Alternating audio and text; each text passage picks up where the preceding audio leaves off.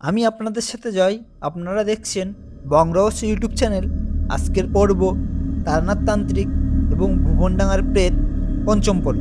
চণ্ডকপালি গভীর জঙ্গলে আবার যজ্ঞ বসেছে। তার দু চোখে প্রতিফলিত হচ্ছে সামনে জ্বলতে থাকা আগুনের প্রতিচ্ছবি। কিছুক্ষণ ধ্যানের পর সে বলে উঠল, কিরে ওই নিবারণ ওঝা ব্রাহ্মণী নদীর চরে যজ্ঞে বসেছে দেখছি। দাঁড়া এক্ষুনি, ওর যজ্ঞে বসা বার করছি আমি। এই বলে সে ভয়ঙ্কর অট্টহাসি করে বলতে থাকলেন, সেই মুখ্য তুচ্ছ ওজা কিনা ভেবেছে আমার প্রতিশোধের খেলা বিঘ্ন ঘটিয়ে এই গ্রামের লোকেদের রক্ষা করবে। তা আমি কিছুতেই হতে দেব না, কিছুতেই না। তীব্র ধিক্কার জানিয়ে কাপালি নিজের চোখে বন্ধ করল। এরপর সে বিড়বিড় করে এক অজানা মন্ত্র পাঠ শুরু করলো। সাথে সাথে ক্রমাগত যজ্ঞ আহুতি দিতে থাকলো। কিছুক্ষণ এভাবে চলছিল। হঠাৎ চণ্ডকপালিক চোখ খুলল। ততক্ষণে মন্ত্রোচ্চারণ বন্ধ হয়েছে। এই নিশুতি রাত হয়ে উঠেছে সম্পূর্ণ শব্দহীন। এদিকে নিবারণ যা চারিপাশে ক্রমে একচাপা ভাবসা দুর্গন্ধ ছড়িয়েছে। সে দুহাত নিজের নাক চেপে ধরে অনবরত মন্ত্রপাঠ চালিয়ে যাচ্ছে। হঠাৎ সে শুনতে পেল শ্মশানের একটি মেয়ের কান্না শব্দ। সেই শব্দের সন্ধান করতে হঠাৎ সে কি মনে করে যজ্ঞ সম্পূর্ণ না করেই উঠে পড়ল। কিছুটা পা এগোতেই সে দেখল একজন গৃহবধূ অজারে কেঁদে চলেছে। মেয়েটির থেকে পাশার দূরত্ব রেখেই বাসকায় গলায় নিবারণ বলে উঠল, কে রে তুই? এত রাত্রিরে শ্মশানে মরতে এসেছিস কেন?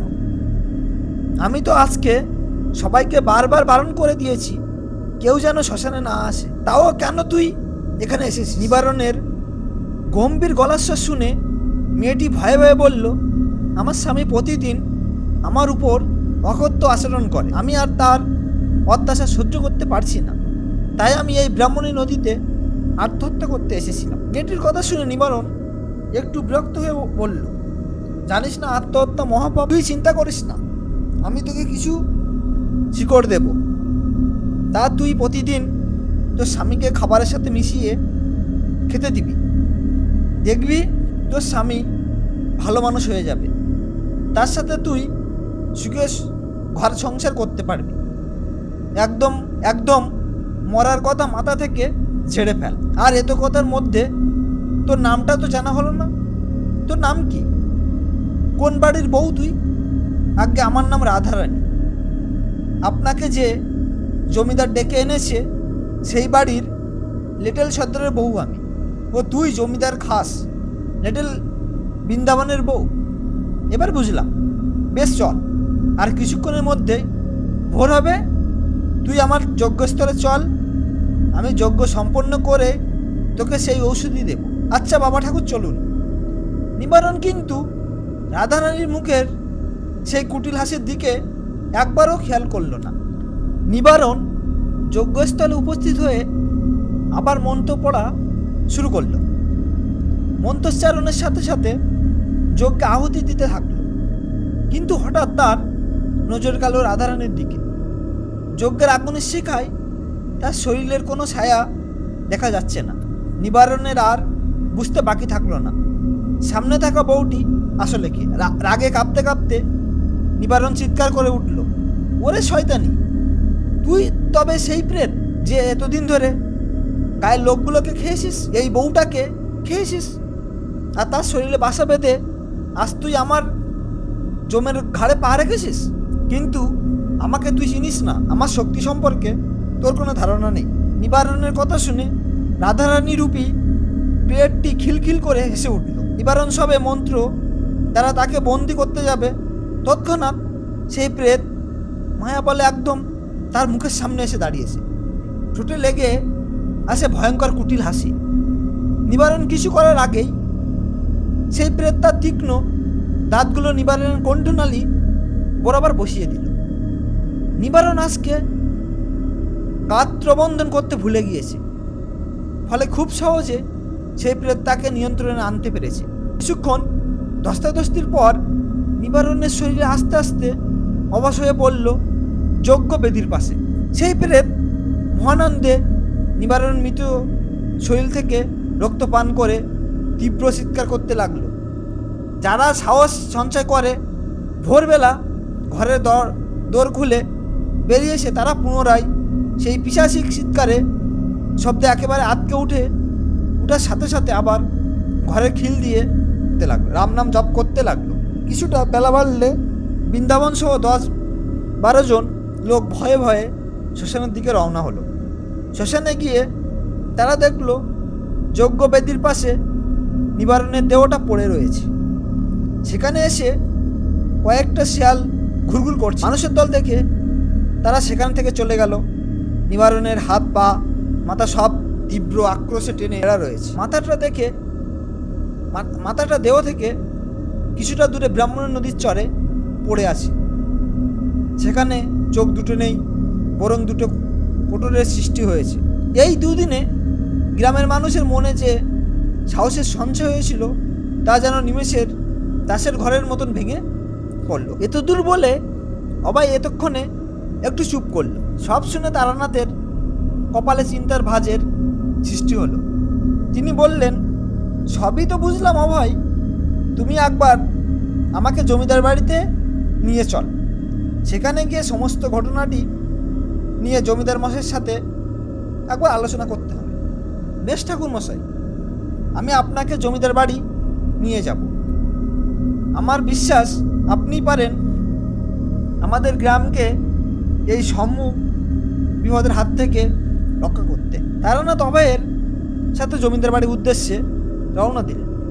অভয়কে আসতে থেকে লিটল বাহিনী সর্দার বৃন্দাবন জিজ্ঞাসা করল, কি হে পালমশাই, আপনি এত সকালে এখানে? জমিদার বাবুর কাছে কোনো বিশেষ দরকার আছে নাকি?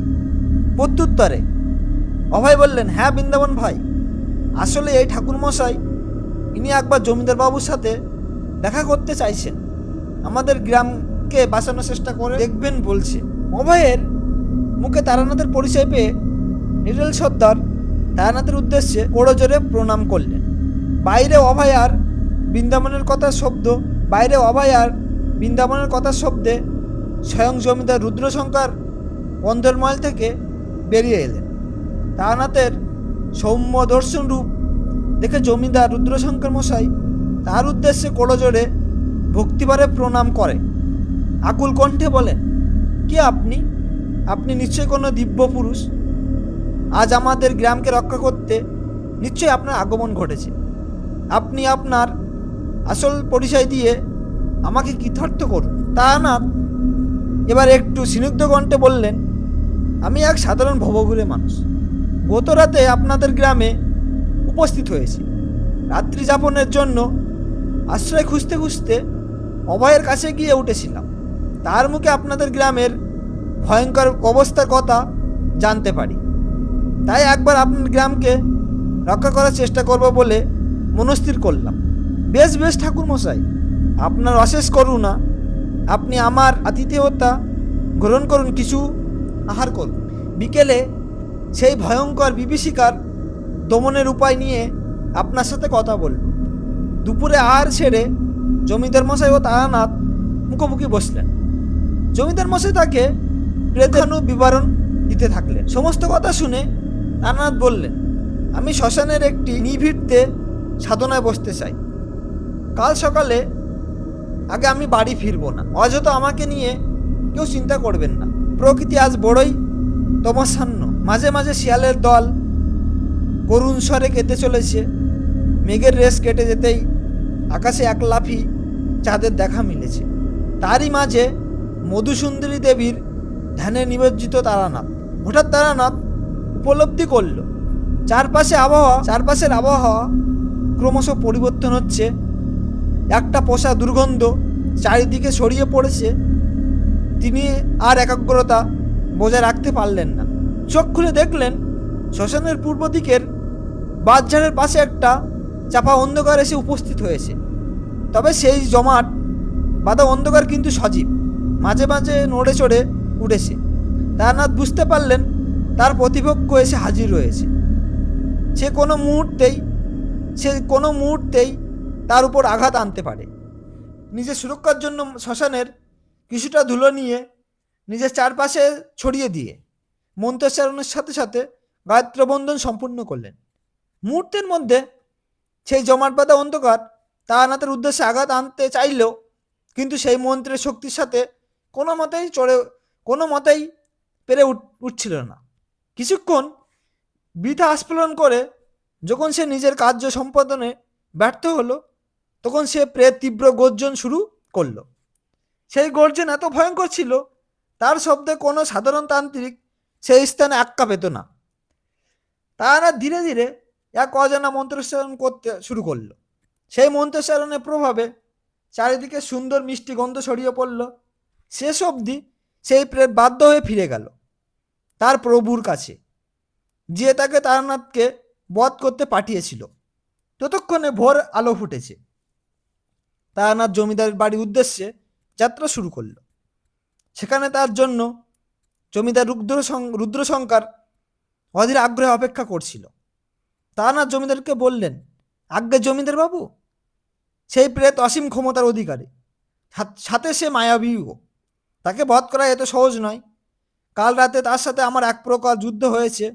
কাল সে পরাজিত হয়েছে ঠিকই, কিন্তু নানা প্রকার সে আবার আঘাত আনতে চাইবে। জমিদার রুদ্রশঙ্কর বললেন, কিন্তু ঠাকুরমশাই এই প্রেতের আগমন কিভাবে ঘটেছে, তার সম্পর্কে কিছু জানতে পেরেছেন? তারানাথ চোয়াল কঠিন করে বললেন, আসলে জমিদার বাবু, এই প্রেত নিজে থেকে আসেনি আপনাদের গ্রামে। কোনো তান্ত্রিক তার প্রতিশোধ পূরণের জন্য পাতালের গভীর অন্ধকার থেকে তাকে সাধনার মাধ্যমে নিয়ে এসেছে। তারানাথের কথা শুনে জমিদার শিরদাঁড়া দিয়ে বেয়ে গেল একটি ঠান্ডা স্রোত।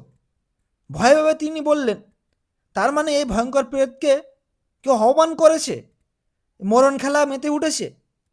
যে তান্ত্রিক এই প্রেতকে জাগ্রত করেছে সেও অসীম শক্তিধর। আমার অনুমান এই ভয়ঙ্কর তান্ত্রিক ক্রিয়া আপনাদের গ্রামের সীমানার মধ্যে করা হচ্ছে।